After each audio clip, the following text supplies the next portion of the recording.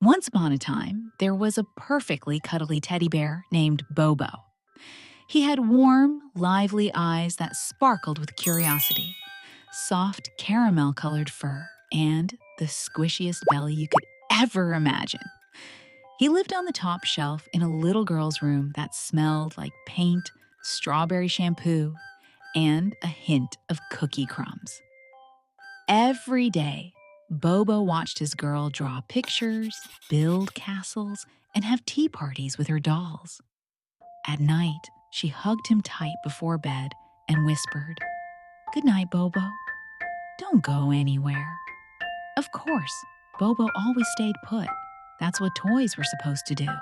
But deep inside his stuffing, Bobo dreamed of adventure, real adventure. One night, while the room was quiet and the moonlight danced through the curtains, Bobo whispered to himself, "I wish I could see what's beyond this room. I bet the stars look different outside." A soft voice replied, "Then go find out." Bobo jumped a little. Well, as much as a stuffed bear can. It was Pip, the penguin plushie, who lived beside the nightlight. "But we're toys," said Bobo. "We can't really go on adventures." "Maybe not," said Pip with a wink, "but we can try." And with that, the adventure began. Bobo slid down a stack of books. Whoosh!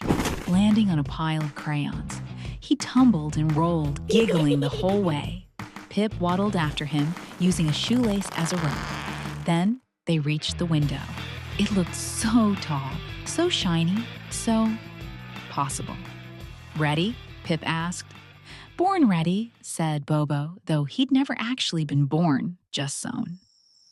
Together, they pushed open the window with a creak and tumbled out onto the soft grass below. The backyard looked like a whole new world.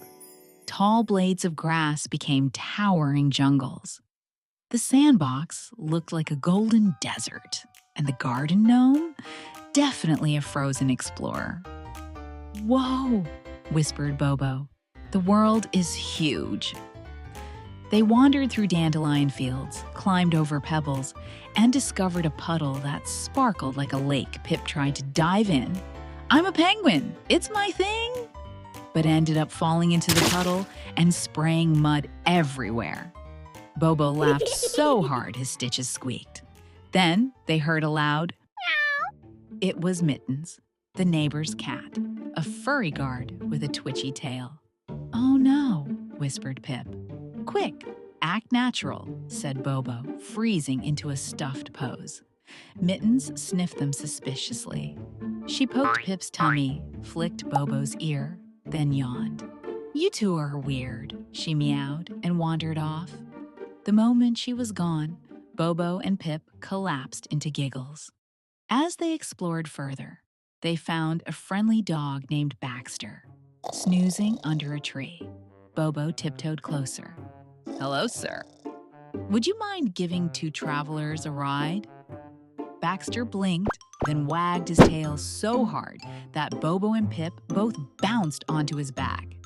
"Adventure," barked Baxter, and off they went, galloping around the yard, chasing the wind, barking at the stars. Pip flapped his plush wings like a pilot, shouting, "Next stop, the unknown." Bobo held on tight, his soft eyes shining with joy. When the first morning light peeked over the fence, Bobo sighed. "We should go home before my girl wakes up." Baxter gave them a gentle lift back to the window. Pip helped Bobo climb back inside, and they flopped onto the bed, giggling softly. Just then, the little girl stirred. She blinked at Bobo and frowned. "Bobo, why do you have grass in your fur?" Bobo just smiled quietly to himself. When she hugged him close, his stuffing felt a little warmer, full of starlight, laughter, and the joy of his secret adventure. And that night, as she whispered, "Good night, Bobo," he thought, "maybe tomorrow we'll explore the kitchen jungle." That's it for tonight. Wishing you the sweetest dreams. Sleep tight, and we'll see you next time on Magic Moon Radio.